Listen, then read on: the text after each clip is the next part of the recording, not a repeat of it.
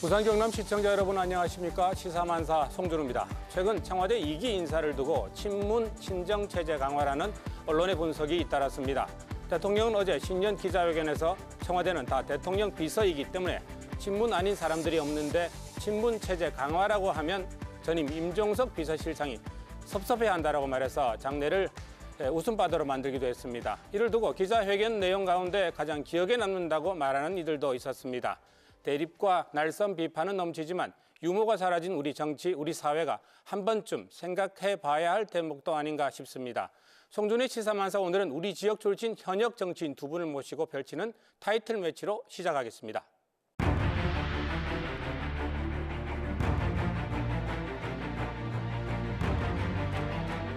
지역의 성장판이 열려야 국가 경제의 활력이 돌아옵니다.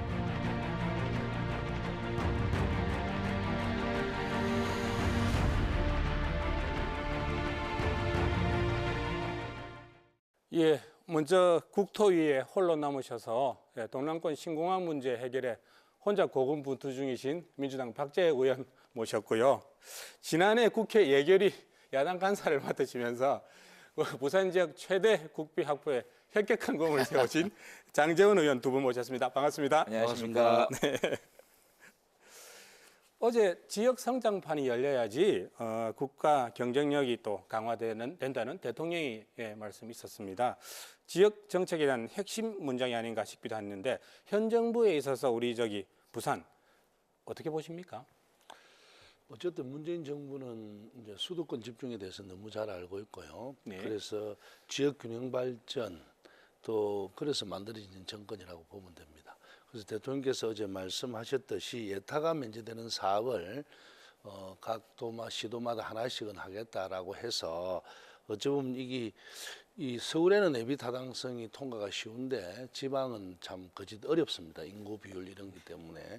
그래서 지금 전반적으로 대통령께서 말한 그 지역 발전 올해는 부산시에서도 예타 면제 하나의 사업을 어떻게 할 것인가 조금은 우왕좌왕한 면은 있었지만 의원님들하고 또 부산 전체의 의견을 들어서 확실하게 한 만들어내지 않겠느냐 하는 생각이 듭니다. 예타 문제가 부산 지역에서는 상당히 반가운 소식이라는 이야기신데 어떻게 보셨습니까? 아니죠. 부산에 물론 문재인 대통령께서는 부산에 각별히 관심이 계실 거라고 봅니다. 왜냐하면 네. 부산이 지역구 출신이고 네. 정치적 고향 아니겠습니까? 그런데 민주당 내에 부산이 있나 저는 이런 좀 걱정이 됩니다. 왜냐하면 이 시정부가 중앙정치권에 바라는 게 뭐겠습니까? 네. 예산 확보, 또 법적 지원, 정무적 연결 이런 거 아니겠습니까?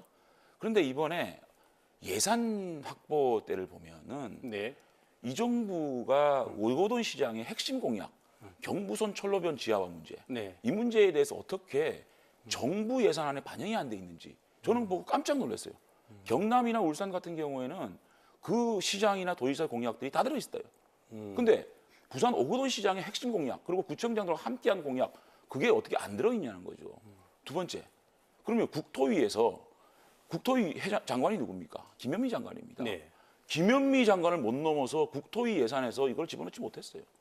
그리고 예산에 넘어온 겁니다. 자, 그럼 예산에 우리 박재호 선배님 잘 아시겠지만은 예산 소위가 다 하지 않습니까?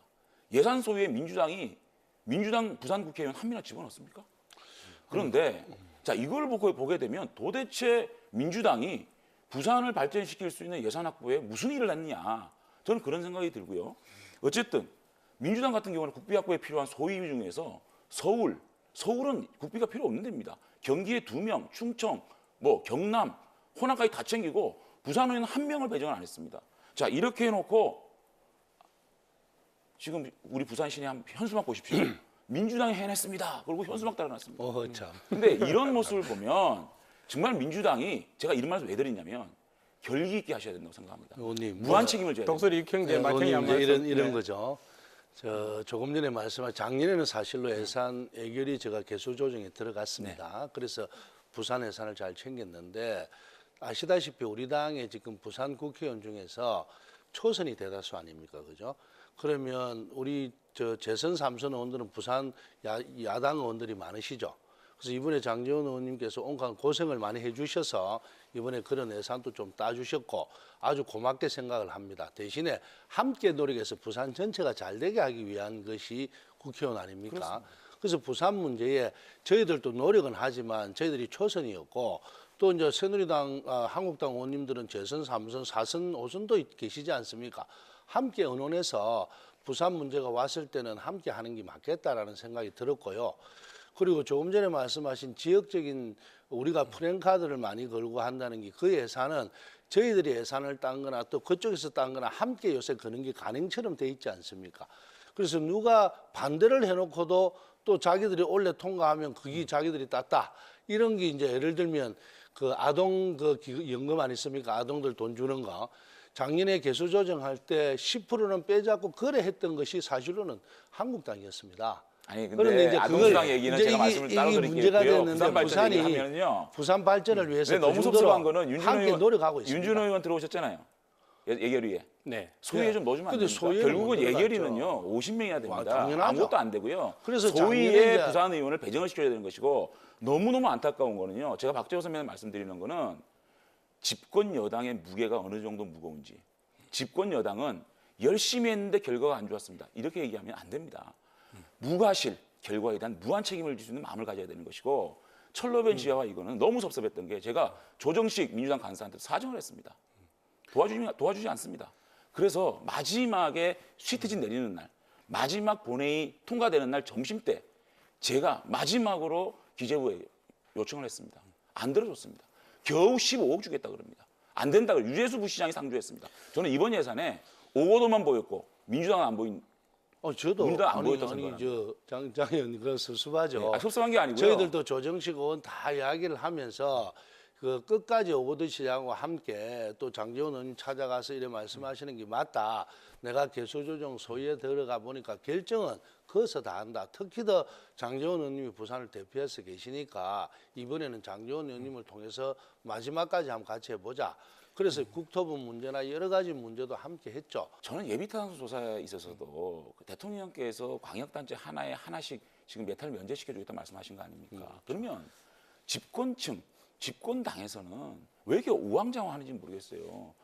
그 경부선 지하화 문제 했다가 이 제2신항 했다가 그 다음에 부전역 그 복합환승센터 얘기했다가 이래가지고 다 안 되는 거 아닙니까? 지금 다른 지역 국회의원들 보면요 입이 여기까지 걸렸어요. 하나씩 다 받아간 겁니다.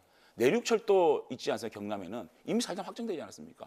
부산은 도대체 이 엄중한 이 대형 사업의 키열스를 갖고 있는 예비타당수 조사 면제 사업에 대해서도 지금 당정이 무능한 모습 보이고 있거든요. 제가 조금 전에 말씀하셨잖아요. 네. 우왕좌왕한 게 있었는데 네. 지금은 이제 그러니까 그게 너무 안타까워요, 정말로. 아니 그건 예비타당성 면제를 해서 에타 면제를 하나씩 주기로 했으니까 저희들이 이제 최근에 같이 이제 모여서 의논을 하고 있습니다. 부산이 가장 원하는 게 뭔가를 그렇지. 정리해야 그걸 되죠. 만약에 네. 우리가 그냥 공약이라 해서 하면 오히려 더 우리가 에타를 받는 목적에서 어긋날 수 있어서 주민들 의견도 수렴하고 또 정치권 의견도 다 수렴해서 하려고 하고 근데 다른 있습니다. 지역 같은 경우에는 이미 준비돼 가지고 경남 같은 경우에는 내륙 고속철도 사업은 거의 확정이 됐다고 그러고 아니, 있고 그래서 이게 정말 부산이 과연 민주당 정부가 부산시 정부가 당정이 정말 준비된 정부인가 이런 것들이 벌어졌을 때 정말 우리 부산 민주당 국회의원들이 균형발전위원회 위원장하고 정말 머리를 놓아 또 부산 이거 해달라 이렇게 물밑작업이라는 게 있는 겁니다. 이 집권 여당은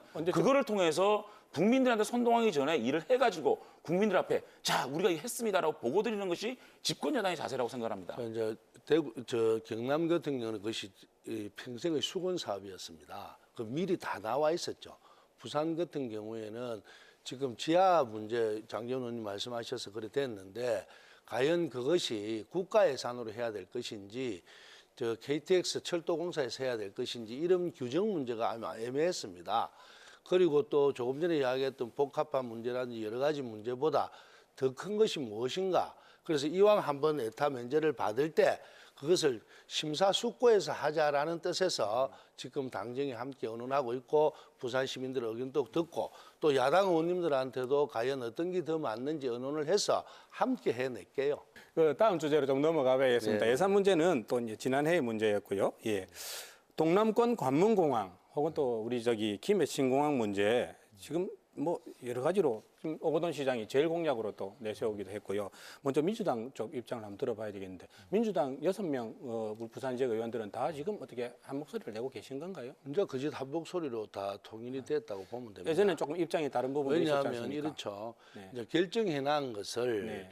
이제 만약에 새로운 결정을 하면 시간이 더 걸리고 이 정권 내에서 불가능하다 해서 네. 그러면 가능할 것인가? 옛날에 사전에 비타당성 조사를 했을 때의 문제는 없는가를 조사해 본 결과 이거는 확장성도 없고 소음 문제로 더 많은 피해를 보게 되고 또 주민들이 가만히 있지를 않고 김해 지역이. 네, 김해 지역에 이래서 이거는 도저히 불가능하다. 또 예산이 그 정도 들어가면 오히려 새로운 공항으로 가는 게 24시간 뜰 수 있는 공항으로 가지 않으면 부산의 100년 대계를 볼 수가 없다. 그런 입장에서 이제 거짓 의견이 통일되고요. 통일돼 가고 있는 과정이고요. 그리고 이제 한국당 의원님들 중에서도 네. 지금 이제 과거에 무슨 일이 있든 없든 알겠습니다. 그럼 한국당 의원님들 입장을 한번 물어봐야 되겠는데 장 의원님. 네네. 신공항 문제는 그렇습니다. 네. 사실은 저는 누차에 걸쳐 언론에 대해서 얘기를 했어요. 중앙정부 문제, 중앙정치권에 있어서는 문재인 정부의 경제관, 안보관 결코 동의할 수가 없고 우리 젊은이들의 일자리를 다 없애버리고 있는 정권에 대해서 강력하게 저는 강경투쟁 노선을 가지고 있겠다. 다만 부산 발전에 있어서는 정파나 정당을 가리지 않겠다는 게 여러 번 제가 말씀드렸습니다. 가덕도 신공항 저는 할 수 있으면 해야 된다고 생각합니다. 저희 자유한국당이 추진을 했지만 결국은 지역 갈등 속에서 정치적 타협의 산물로 김해 신공항 나오지 않았습니까? 박근혜 정부 때 결론이 났었죠. 그렇습니다. 결론은 저는 비겁했다고 봅니다. 비겁했고 가덕도 신공항야말로 우리 부산이 고투 서울이 아닌 고투 세계로 갈 수 있는 나는 관문공항이 필요하다고 봤습니다. 가덕도 신공항 해야 됩니다. 다만 민주당이 오거돈 시장 이걸 들고 나올 때 네. 어설프게 들고 나와서 또다시 갈등 비용을 만들어내고 김해 신공항을 날려버리면 안 된다. 이번에 만약에 이걸 들고 나오신다 그러면은 어설프게 하지 말고 간보기 시도하지 말고 반드시 해내시라. 해내신 방법은 언론 동원하고 상공에 동원하지 말고요. 대통령을 설득하십시오. 탑다운 방식으로 대통령에 대해 설명하시고 집권 여당의 무게답게 집권 여당답게 대통령을 설득해가지고 이걸 가지고 오십시오. 우리 국민들이 박수 칠 겁니다. 의원님 아까 말씀하신 것 중에 청년 일자리 뺏고 하는 거에 저는 좀 반론을 조금 예. 제기하면 이렇습니다. 50살 이하는요.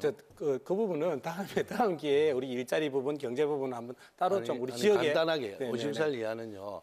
모바일로 물건을 다 사버립니다. 장사가 될 수가 없습니다. 이 문화의 충격입니다. 40살 이하는 1차 먹고 2차는 커피숍 갑니다. 이런 문화의 충격을 사전에 근 10년 동안 국민들에게 주지를 시키지 않았어요. 그래서 오는 문제를 어떻게 해결할 것인가 함께 고민을 해야 될 문제이고요. 그러면 가덕도 공항 문제는 지금 이제 경남, 울산 함께 언론이 이제 지방자치단체장님들께서 의견을 뜻을 모았기 때문에 전번처럼 지역 갈등이라는 거는요. 대구하고 만약에 부산의 갈등 같으면 대구를 얼마든지 섞들시킬 수 있습니다. K2 공항이 옮겨가잖아요. 그리고 중국이나 인도 같은 데 관광객이 엄청나게 늘어납니다. 왜 인천공항만 있어야 됩니까? 대구도 있고 부산도 있고 얼마든지 해서 함께 갈 수 있는 이 부분 좀 정리를 해서 제가 따로 여건이 하면 요구이 됐기 때문에 네네. 우리 제 말씀은요. 가덕도 걱정- 신공항이 필요하고 김해 신공항보다 훨씬 가덕도 신공항이 필요하다는 얘기는 100% 아니, 동의합니다. 그러니까- 귀에 못이 박힙니다. 아니, 이제 그러니까- 가덕도 신공항이 좋고 이런 문제는 얘기할 필요가 없습니다. 그러니까- 우리 시민들 다 알고요. 다만 저는 여당과 시장님께서 집권을 하고 있다는 걸 아주 엄중하게 생각해야 되는 게 우리 시민들 이미 설득돼 있습니다. 우리 시민들은 가덕도 신공항 해야 된다고 생각합니다. 이제는요. 시민들을 설득하고 시민들한테 가덕도 신공항이 맞습니다라고 얘기하기 전에 대통령을 설득하고 집권층에서 할 수 있는 일을 가지고 설득하시라. 의원님. 이 말씀을 드리는 아니, 오늘 그 충분히 알고요. 그렇게 하려면 국토부가 그때 당시에 결정이 됐을 때 뭐가 잘못됐는가를 대통령님이나 총리나 모든 사람들 알려야 될 거 아닙니까? 또 3개 도시가 모여서 이제는 그런 지역 갈등이 없다는 것도 만들어야 되고요.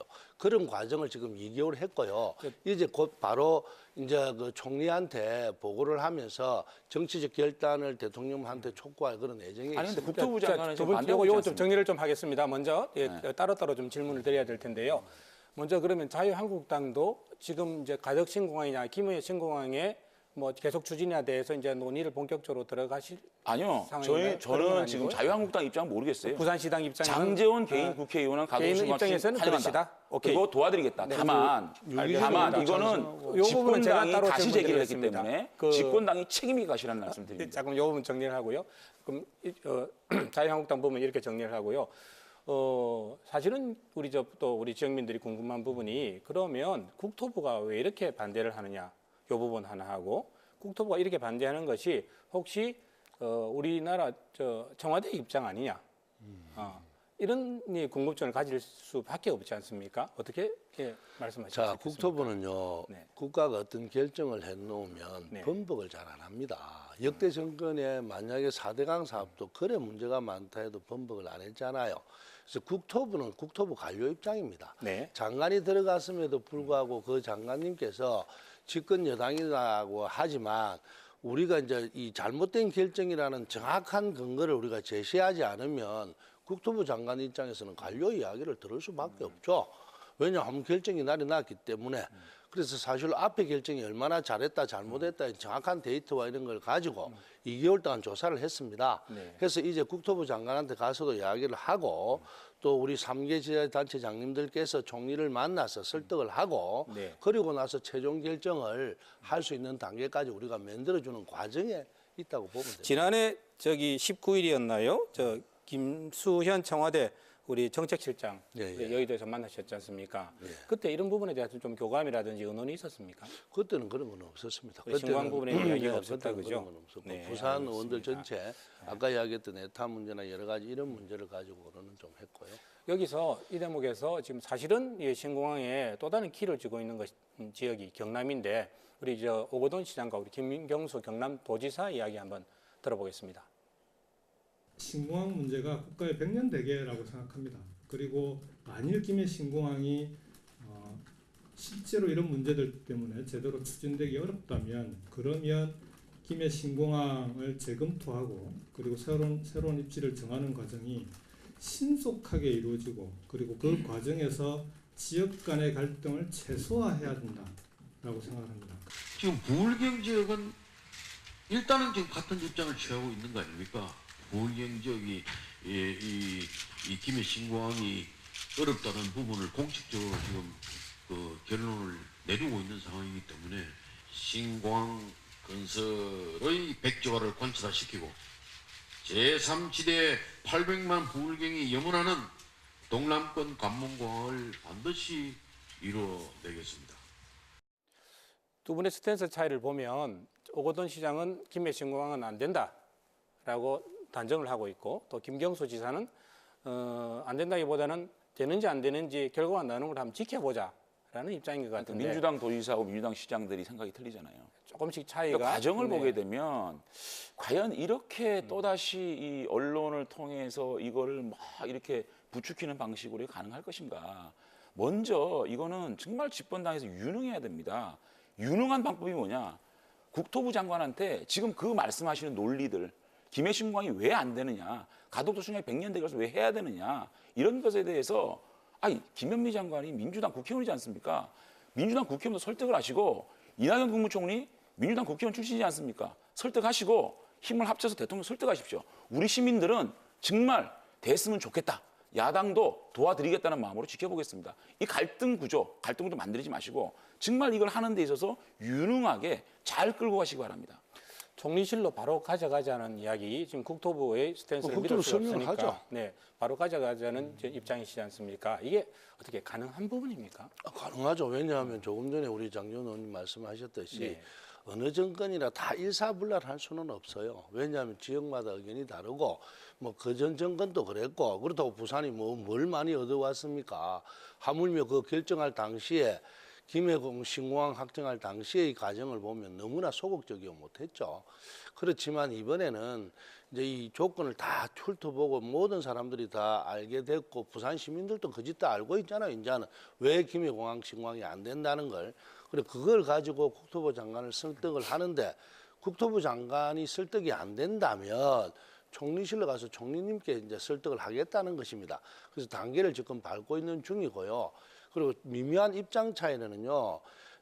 단계별로 어떻게 갈 것인가, 관문공항 뭐 이런 거는 다 아시는 사실이니까 이런 걸 빼서 이제 힘을 좀 합쳐주면 불경의 힘을 합치면 옛날하고는 또 조건이 다르기 때문에 충분히 가능하지 않나 싶어서 지금 단계별로 가고 있는 중이고 아마 1월 말에 어떤 식으로든 총리님한테 이제 가서 저희들이 했던 거 하고 또 불경 지자체 단체장 세 분이 함께 가서 설명을 해서 하여튼 뭐 설득을 좀 해보려고 하는 단계까지 와 있습니다. 알겠습니다. 아니 응원하고 또 지켜보겠습니다. 그리고 예, 예. 자유한국당도 도와드릴 일 있으면 도와드리겠습니다. 다만 민주당의 부산 이제 민주당에 좀 부탁드리고 싶은 거는 저희들이 집권 오래 하지 않았습니까?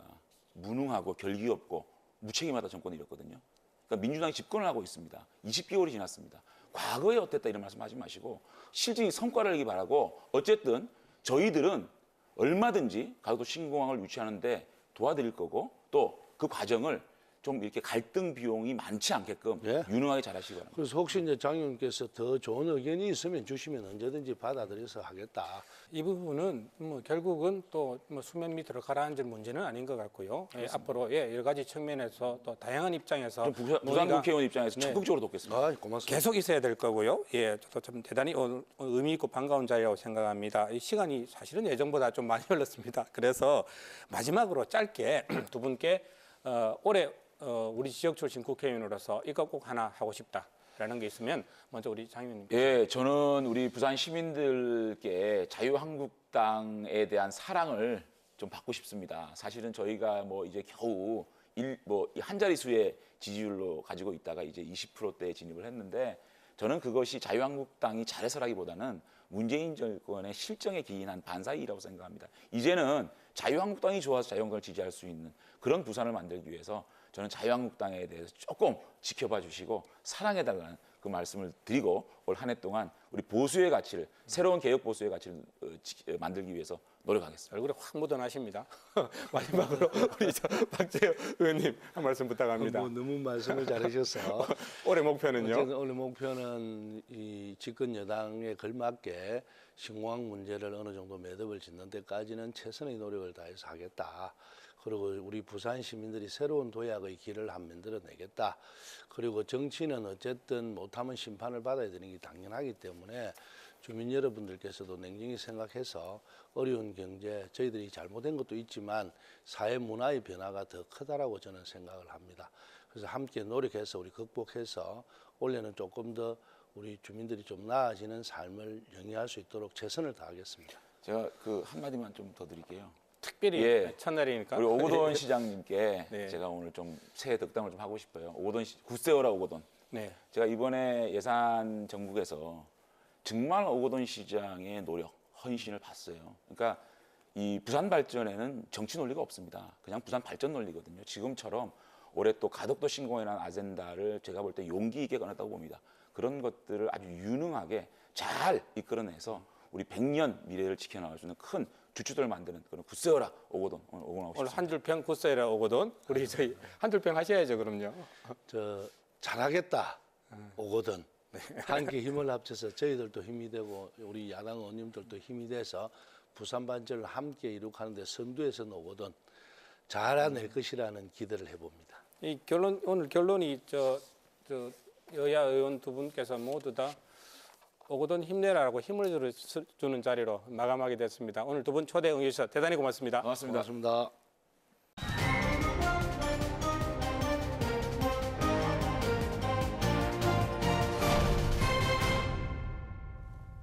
법정보다 뜨거운 변호사들의 토론 변대변 시작합니다. 오늘 고지현, 이지욱 두 분 변호사와 함께합니다. 안녕하십니까? 안녕하십니까? 네. 이게 고령화 사회가 급속히 진행되면서 황혼 로맨스와 또 황혼 재혼도 부쩍 늘고 있는 것 같습니다. 사랑하는 사람과 여생을 보내는 일 마냥 행복해 보이긴 하지만 이게 또 상황에 따라서 논란이 될 수 있다고 합니다. 오늘 변대변 주제는 황혼 로맨스와 그 이면에 대한 이야기입니다. 가끔 나하고 자러 우리 집에 올 생각이 있는지 궁금해요. 우리 둘 다 혼자잖아요. 혼자 된 지도 너무 오래됐어요. 벌써 몇 년째예요. 난 외로워요. 당신도 그러지 않을까 싶고요. 이게 드라마 화면이긴 한데 참 진지합니다. 예, 이 드라마 속의 또 이야기만은 또 아닌 것 같아요. 우리 고령화 시대를 사는 우리 또 어르신들의 이야기, 어쩌면 또 우리들의 이야기가 될 수도 있는 내용인 것 같은데 황혼 로맨스 두 분 어떻게 생각하십니까? 네, 65세 인구가 네. 전체 인구의 14%를 넘어가면 고령 사회라고 하는데 지난해 7월 기준으로 우리나라가 고령 사회에 접어들었다고 합니다. 네. 황혼의 연애와 결혼 그리고 이혼까지 자연스러운 사회 현상인 것 같습니다. 예, 사람이 살아가면서 사랑을 느끼고 또 감정을 공유하는 것은 자연스러운 일이죠. 황혼의 어르신들이라고 해서 다른 기준이 적용돼야 된다고 보지는 않습니다. 100세 시대가 벌써 와 있다는 것 법정에서 어떻게 실감하게 됩니까? 황혼 이혼이라든지 뭐 황혼 재혼 사건 실제로 좀 법정에서 많이 다뤄지고 있습니까? 장수상이라는 영화가 있었습니다. 2015년도에 개봉했던 영화인데 네. 주인공들 70대 그런 고령의 어르신들의 로맨스를 다루고 있었는데 다시 100만 명이 넘는 관객들을 끌어들였습니다. 배우자 역할, 건강의 돌보미, 그리고 경제적인 조력자 역할까지 우리 사회에서도 공감하는 부분이 많았다는 것을 네. 반영하는 것이 아닌가 이렇게 해석할 수 있을 것 같습니다. 전체 혼인 건수 중에서 재혼의 비율이 20년 동안 10% 넘게 증가를 했다는 것으로 보여질 때도 전체 혼인 건수 중에서 재혼의 비율이 늘어난 겁니까? 맞습니다. 네, 전체 네. 혼인 건수 중에서 초혼이 아니라 재혼인자들의 비율이 네. 10% 이상 늘어났다고 보는데 그렇군요. 좀 전 앵커님께서 질문하셨던 것처럼 네. 사무실에 있다 보면 부모님의 재혼 문제를 가지고 조심스럽게 찾아와서 상담하는 경우도 늘어나고 있습니다. 예, 제3자의 입장에서 보면 황혼 재혼 자체가 무슨 문제가 있겠습니까? 네. 네, 하지만 내 가족의 이야기가 되기 때문에 상황이 달라지는 것이죠. 황혼 재혼으로 인해서 결국 가족들 사이에 여러 분쟁이 발생할 수 있기 때문입니다. 그래요. 이 문제 한번 짚어보죠. 황혼, 재혼 뭐 이런 문제로 인해서 가족 분쟁이 뭐 소송으로 가는 경우도 있다던데 이게 주로 어떤 유형인가요? 예, 그렇습니다. 가장 많은 유형이 뒤늦게 나타난 새아버지나 새어머니 그리고 장성한 자녀들 사이에서의 재산 분쟁입니다. 나이 드신 집안 어른을 꼬여냈다 이렇게 생각을 하는 거죠. 네. 예, 사실상 혼인 생활을 하지도 않으면서 혼인 신고를 먼저 한다거나 또는 거액의 재산, 노후 자금에 상당하는 그런 재산들을 빼돌린다거나 이런 것들 때문에 문제가 많이 되고 있습니다. 이게 황혼, 재혼, 이두 황혼 간의 아름다운 결합이다라고 뭐 생각할 수도 있겠지만 이게 상속 문제가 걸리니까 결국은 이게 또 이 문제가 생기네요. 예, 맞습니다. 뭐 상속 문제 때문에 조금 전 고변호사 말씀처럼 네. 갈등이 있기도 한데 사실 부모의 재산은 엄연히 부모의 것이므로 뭐 부모가 사망하기도 전에 자식이 자신이 상속받을 재산이 줄어들까 싶어서 부모의 재산에 대해서 또는 재혼에 대해서 이래저래 간섭하는 것은 지나친 것이 아닌가라고 보여지고요. 또 자식들이 그렇게 할 권리도 없습니다. 부모의 재산은 엄연히 부모의 것이 자녀의 것은 아니니까요. 네, 원칙적으로 그렇다고 예, 그렇죠. 그렇습니다. 또 다른 사례도 있었습니다. 네. 그 한 재력을 가진 어머님이 돌아가셨는데 갑자기 자식들이 모르는 어떤 남성이 나타나서 그 남편이라고 주장을 한 겁니다. 아, 예, 알고 보니까 이 남자는 과거에 뭐 재력을 가진 여성들과 결혼한 전력도 있어서 아하. 자식들은 뭐 어머니께 고의로 접근한 것이 아닌가라고 네. 이렇게 오해를 사기도 했었는데 알고 보았더니 이 자식들이 더 문제였던 겁니다. 자식들이 불효자라서 돌아가신 어머님께서 자식들에게 재산을 상속해주기 싫다 네. 이렇게 하시는 바람에 다른 허위의 남성과 이제 네. 혼인 신고를 맺고 이렇게 상속분을 그 배우자에게 주려고 했던 것이었습니다. 참 기가 찬 경우입니다.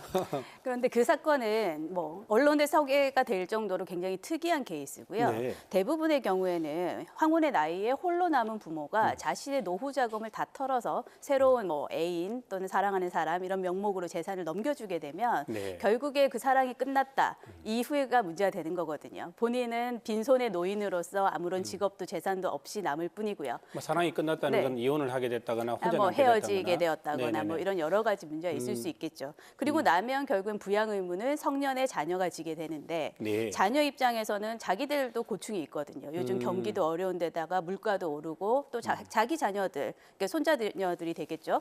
학자금, 학비 이런 거 내야 되는데 이제 부모가 가지고 있던 노후 자금을 아주 뭐 생판 남인 누군가한테 다 사랑했다라는 이유로 넘겨주고 나면 결국엔 자기들도 이제 더 큰 자식들도 부담으로 결국은 남는 부담이 거죠. 된다, 그죠? 예, 그렇습니다. 사실은 뭐 두 사람의 결합이라는 게 두 사람 당사자의 문제뿐만 아니라 주변 사람들과 결국은 연관된 문제이기 때문에 부모의 결혼에도 자식들이 간섭할 권리가 있다. 이런 논리가 될 수 있겠네요. 이게 참 간과할 수 없는 문제이긴 합니다.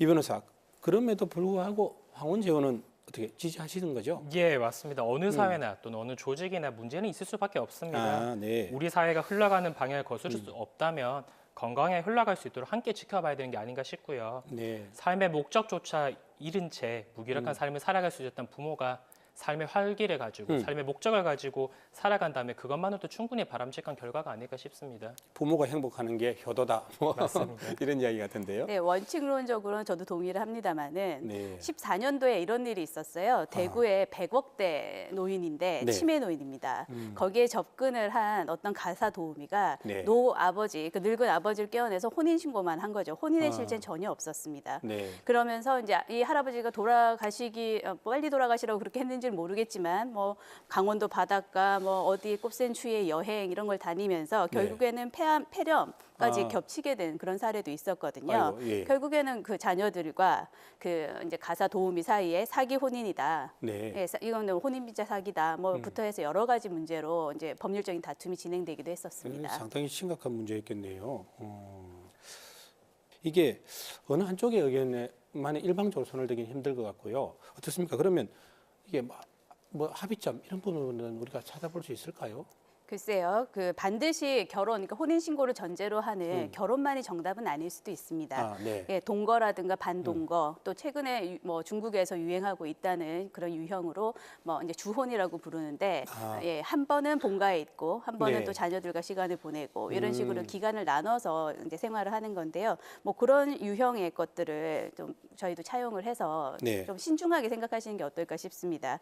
결혼 전에 각자 명의 재산에 대해서 항목을 적어두고 해당 재산에 대해서는 상호간에 서로 주장을 하지 않겠다는 혼전 계약서를 작성하는 방법도 있을 것 그것도 같고요. 유효하네요. 예, 그렇습니다. 다만 뭐 상속 등의 주장을 할 수 없도록 뭐 혼인 신고는 하지 않고 사실혼 관계만 유지하는 방법도 있을 거는 같습니다. 네. 예, 그런데 가끔 상속을 포기하는 조건으로 뭐 혼인하면 안 되느냐라고 하기도 합니다만은 원칙적으로 상속 포기는 사망 전에는 미리 할 수 없습니다. 따라서 혼인도 하기 전에 혹시나 나중에 사망하는 경우에 네. 상속 재산에 대해 주장하지 않겠다고 약속을 한다는데 이건 아무런 효력은 없습니다. 아, 이건 또 알아둬야 될 부분이군요. 네. 그런데 말입니다. 두 분 말씀하신 것처럼 두 분이 이제 결혼하지 않고 오랫동안 동거하다가 한 분이 돌아가셨단 말이죠. 그래서 이제 남게 된 한 분을 자녀들이 집에서 내쫓는 경우가 또 생길 수 있잖아요. 이런 경우에는 어떻게 법적 제재나 구제를 법적 구제를 받을 수는 없나요? 맞습니다. 앵커님 말씀하신 그런 사례도 가끔 듣긴 하고요. 상담도 네. 있었는데 안타깝게도 혼인 신고를 하지 않은 경우에는 그런 사실혼인 경우에는 법적으로 보호할 방법이 마땅하지 않습니다. 아, 네. 예, 그래서 지난 2014년도에 헌법재판소에서도 네. 사실혼 관계인 배우자에게 상속권을 인정하지 않는다는 현행 민법이 합헌이라는 결정을 내린 바가 있고 판례가 있군요. 네, 당시에 심지어 또 만장일치로 이루어졌었습니다. 아, 네, 이 변호사님 말씀하신 것처럼 동거나 사실혼에서 가장 큰 문제는 결국 상속권을 인정하지 않는다는 것이거든요. 네. 결국 주거의 안정을 위해서는 뭐 소유권이나 전세권 자체에 공동명의 설정을 해놓는다든가 네. 유언을 통해서 남은 동거인에게 일정 정도 자금, 노후 자금이 될 법한 그 부분을 좀 떼어서 주는 방식을 취하는 게 좋을 것 같습니다. 사실 이게 구더기 무서워서 장 못 담글 수는 없는 문제고요. 예, 이거는 외면할 수 없는 문제인 것 같은데 우리나라가 그 노인 인구 법적 기준 연령이 65세 이상인데 얼마 전에 그 서울시에서 조사한 노인들을 대상으로 조사한 내용을 보면 72.5세 이상을 노인들은 스스로 노인이라고 보고 있는 것 같더라고요. 75세 이상이 노인이라고 생각하는 어르신들도 많은 것 같고요. 그렇다면 이 황혼 로맨스, 황혼 재혼 문제는 앞으로 점점 더 우리 사회에 큰 문제로 다가올 수밖에 없을 것 같습니다. 오늘 시청자 여러분들께서도 두 분 말씀 들으면서 여러 가지로 생각 많이 하셨을 것 같습니다. 오늘 토론 감사합니다.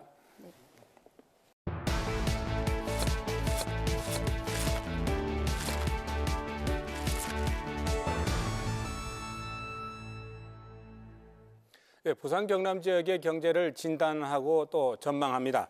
네, 오늘은 남종석 부경대 경제사회연구소 교수, 그리고 양승훈 경남대 사회학과 교수, 그리고 특별히 서정열 영산대 부동산대학원장 모셨습니다. 세 분 반갑습니다. 네, 그렇습니다. 네, 이야기에 앞서서 오늘 주제부터 한번 살펴보겠습니다.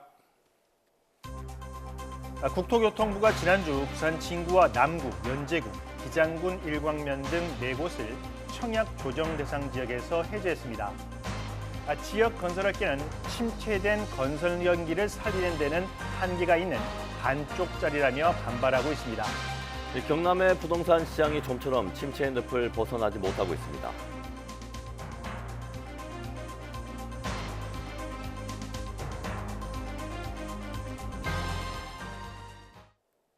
네, 오늘의 밥상머리 경제는 누구나 관심 있는 분야죠. 부동산 문제입니다. 지난해 우리 부산 경남 부동산 시장은 냉탕 그리고 또 온탕을 계속 오갔는데요. 숫자로 오늘 키워드 한번 정리해봤습니다. 한번 보실까요? 예, 4라고 되어 있는데 이게 어떤 의미인지 이거 청약 조정 대상 지역을 일컫는 게 아닌가. 우리 4군데였죠, 부산 지역에. 어떻게 아니, 됩니까? 원래는 7군데였죠. 아, 7군데였는데. 네네. 아. 7군데였는데 이번에 네. 4곳이 해제가 됐습니다. 아, 네 곳이 이제 제외된 지역이 4곳으로 네네네. 됐군요. 이게 그러면 청약 조정 대상 지역 제외라는 게 교수님 이게 간단하게 그러면 어떤 의미인가요? 일단은 분양 시장이 되게 좋았다라는 네. 거고요. 그 좋았다라는 것이 사실은 뭐 실수요자라든가 아니면 조금 시장에서 활성화되는 분위기가 아니라 좀 더 네. 과열됐던 분위기였기 때문에 네. 청약을 사실은 막기 위해서 네. 정부가 청약 조정 대상 구역을 별도로 지정하는 것이고요. 어떻게 그러면 어떻게 지금 얼어붙은 부산 지역 부동산 시장에 조금 뭐 이게 훈풍이라고 해야 되나요?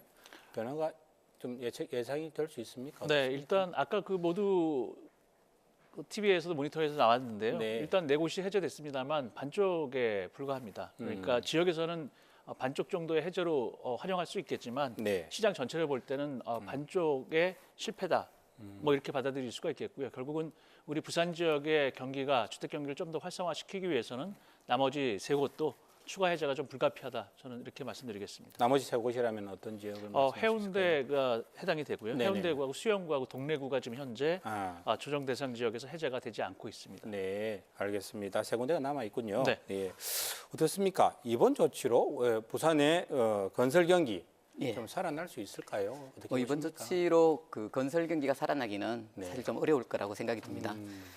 그런데 이제 우리가 좀 건설 경기를 살려낸다는 것 자체하고 네. 그 건설 경기가 위축돼 있건 분명한 사실이거든요. 네네. 지난해 우리나라 건설업이 거의 마이너스 2.3% 정도 됐고 네. 실제로 단기적으로 일자리 부분에서 이제 그 경기 부양 효과가 가장 큰 부분이 건설업인데 네. 그러니까 이제 건설업에 종사하는 노동자들도 어려워졌고 그다음 건설업 자체도 그렇고 특히 부산의 중견 건설업체들도 자금 압박들이 좀 있는 건 사실이거든요. 네. 그런데 저는 조금 다르게 본다면 분양 시장이라든가 부동산 시장을 활성화시켜서 건설업을 그 살리는 것이 과연 올바른 방향인가? 저는 물론 건설업을 살려야 된다고 생각을 하는데 왜 이런 말씀을 드리냐면 어떤 측면에서 그렇습니까? 그 2015년, 16년, 17년도에 그 경기 부양을 위해서 주택과 관련된 그 경기 부양을 위해서 그 정부에서 다양한 조치들을 했거든요. 네, 규제를 푼다거나 네. 규제를 풀고 그다음에 또 이제 대출 조건들을 확대했는 완화시켰죠. 네.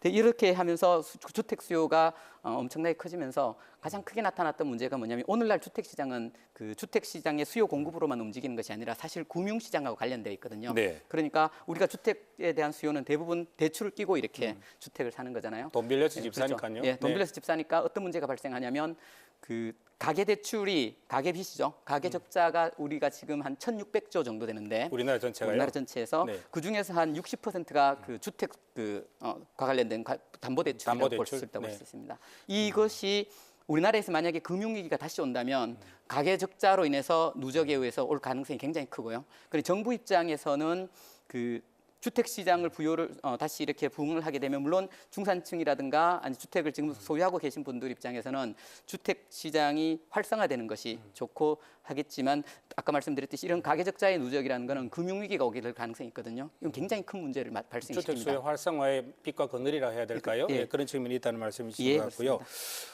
국토부 장관이 주택 경기 부양책 쓰지 않을 것이라고 여러 차례 좀 이야기를 했지 않습니까? 내년이 그런데 총선이란 말이죠.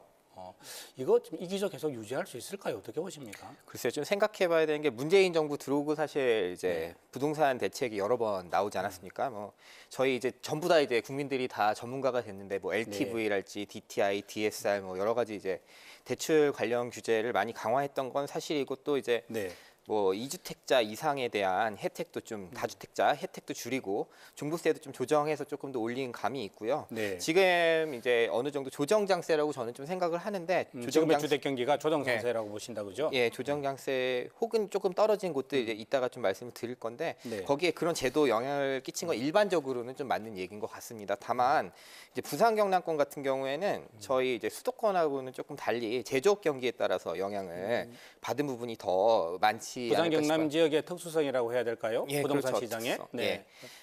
그러니까 예를 들면 여기가 만약에 장기 침체가 부동산 시장에 온다, 침체가 온다 싶으면 그건 부양책 부족보다는 네. 제조업 불황이 더 위축을 많이 만들지 않을까 싶습니다. 네. 2017년 제가 그 이제 행정안전부에서 인구 통계를 매년 내거든요. 매월 단위로 네. 나오고 화면에 있는데 나오네요. 네. 예, 2017년 대비 2018년에 부산 인구가 한 2만 9천 명 정도 줄었습니다. 네. 퍼센트로 아마 1% 정도 가까운 거잖아요. 네, 그리고 이제 뭐 경남 인구도 한 6,400명 줄었어요. 경남도 꽤 줄었군요. 예. 네. 부동산 시장에 호재가 될 것인가 이 부분 조금 부정적인 좀 전망이 있지 않나 결국 싶습니다. 경남에서도 일자리가 없어서 다른 지역으로 빠져나간다는 그런 분석도 일견은 가능하겠습니다. 예. 자, 그럼 다음 숫자 한번 볼까요? 네, 30입니다. 이게 무슨 뜻일까요? 교수님, 이 경남의 부동산 시장 상황인 것 같은데 문재인 우리 정부 출범 이후에 좀 이게 부동산 상황이 경기가 많이 나빠진 부분이 있나요? 어떻게 보십니까? 강남의 집값에 초점이 맞춰져 있었다. 네. 그러니까 사실은 우리 지역은 지금 계속 가격이 떨어지고 있는데 보셨던 30%의 숫자는 바로 우리 경남 네. 지역 특정 거제 지역입니다. 거제 아파트 지역? 가격의 상승률이 아니라 사실은 하락이 30% 떨어졌다는 얘기입니다. 30%까지 떨어졌군요. 네, 그렇습니다. 네. 그 지금 아파트 매매 가격 하위 5개 지역을 지금 보고 계신데요. 네.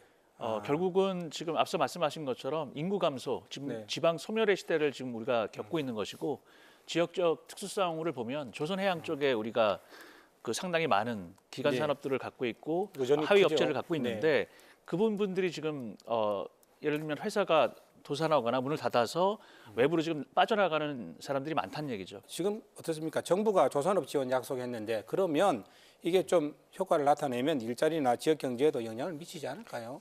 뭐 이제 일자리 질도 좀 생각을 해봐야 될 것 같습니다. 예를 네. 들면 이제 경남 거제 지금 아까 말씀하셨지만 서정열 교수님 말씀하셨지만 조선 그다음에 뭐 창원 성산 의창 같은 게 기계 울산 북구는 자동차 현대 자동차 있는 네. 곳 아닙니까? 이제 이런 곳들 경기를 많이 타기도 하는데 예전하고 좀 달라진 점이 있는데요. 예전에는 정규직 비중이 좀 높았고 이 사람들은 회사가 좀 어려워도 나가거나 인구 소멸을 직접 만들지 않는데 지금은 이제 사내 하청이나 아니면 이제 뭔가 이 도급 계약이나 여러 가지 형태로 하청을 많이 받고 있어서 이들이 안정적으로 그 지역에 눌러앉지 않거든요. 네. 그러다 보니까 경기가 조금 안 좋아지면 회사 입장에서도 유연성을 발휘할 수 있는 부분들이 이들이기 때문에 아무래도 이분들은 좀 떠나게 되거나 유출 요인이 충분히 되는 것 같고 또 하나 이제 거제가 이제 29.05%로 이제 1등인데 거제 같은 경우에는 저희 해양 플랜트 이제 건조하던 시절에는 외국인 이제 그 직원들이 많이 와서 상주에 있었거든요. 네, 기술적인 부분에 이런 부분 때문에. 예, 그렇죠. 이제 뭐 테크니션이라고 하는데 그분들 많이 와 있었는데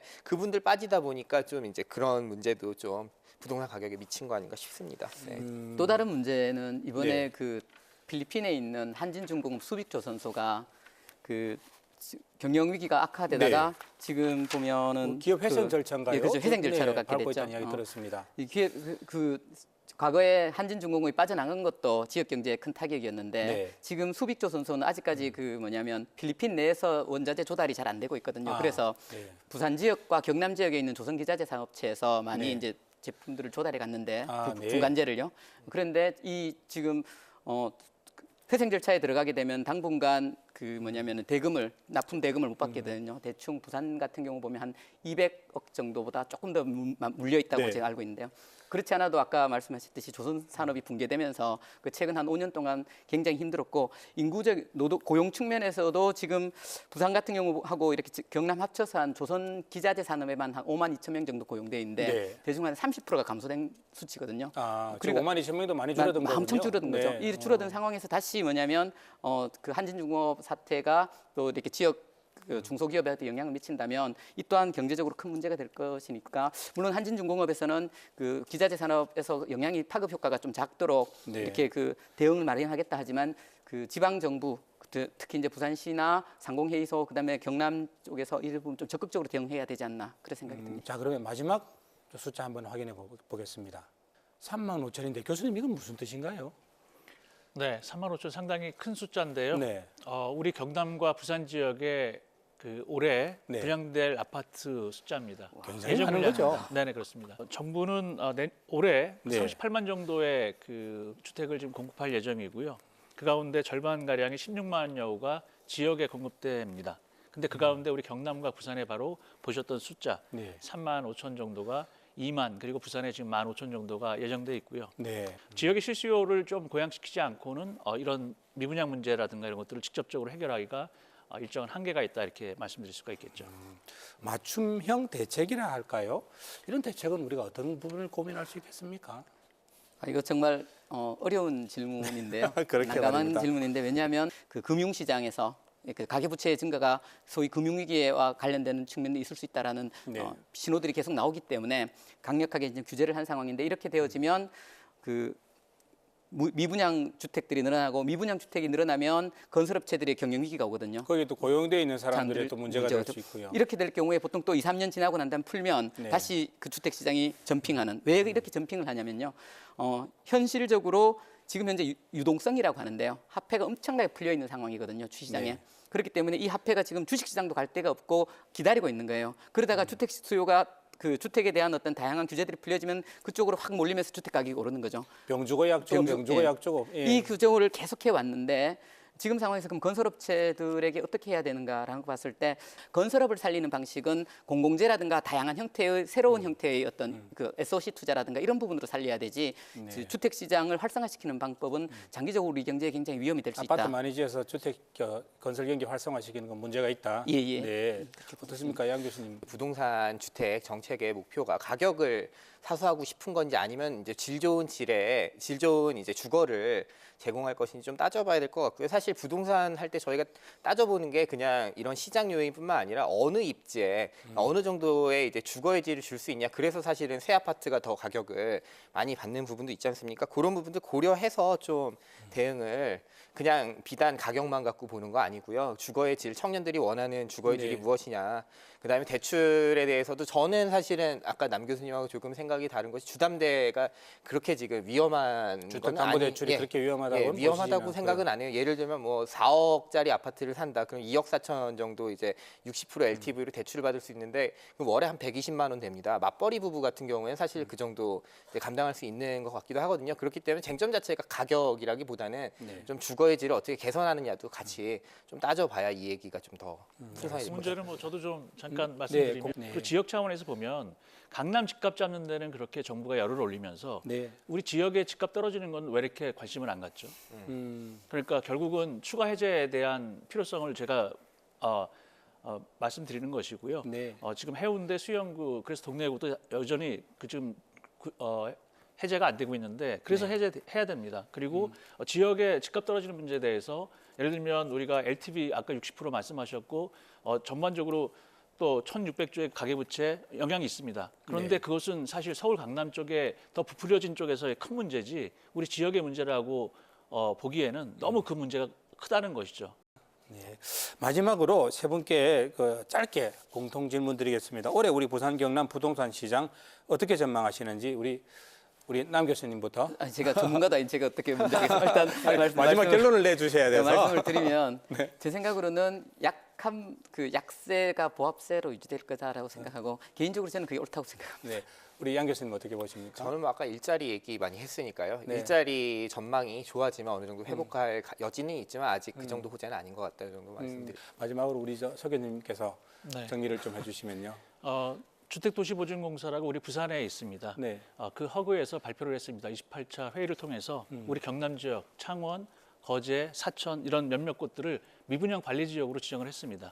네. 그만큼 미분양 문제가 커질 수 있다, 사회적 문제가 될 수 있다라는 것에 대한 지적이기 때문에 당연히 우리 경남, 부산 지역의 집값은 올해 집값은 떨어질 것이 분명합니다. 네. 과연 그 떨어지는 것을 어떻게 여하히 좀 막을 것인가 또는 진작할 것인가에 대한 고민이 필요한 시점이고요. 그런 측면에서 보면 우리 중앙정부보다는 지역, 지자체의 어떤 행정적인 지원이 좀 필요할 것 같습니다. 그러니까 결국은 해운대구와 동래구 수영구에 대한 해제를 요청을 하는 것처럼 지자체가 나서서 중앙정부의 지역의 문제는 지역에서 해결할 수 있게끔 좀 지역 맞춤형 대책을 마련할 필요도 있고요. 그것을 위해서 중앙정부에 할 얘기는 좀 해줄 필요가 있다고 저는 생각을 합니다.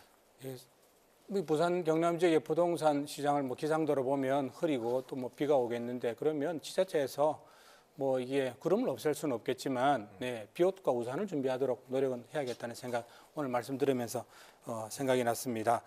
네, 세 분 오늘 초대 응해 주셔서 대단히 고맙습니다. 감사합니다. 네, 30분 후에 이어지는 KNN 뉴스아이에서는 강소라 기자가 통영 앞바다에 가 있습니다. 오늘 새벽 욕지도 해상에서 발생한 어선 전복 사고 속보를 준비하고 있고요. 3년 만에 다시 추진되면 논란이 재점화되고 있는 부산 광안리 해상 케이블카 건설 문제 김성기 기자가 취재하고 왔습니다. KNN 뉴스도 많은 기대 바랍니다. 시사만사 오늘 순서는 여기까지입니다. 저희는 다음 주 화요일 저녁 7시에 다시 찾아뵙겠습니다. 편안한 밤 즐거운 주말 되십시오.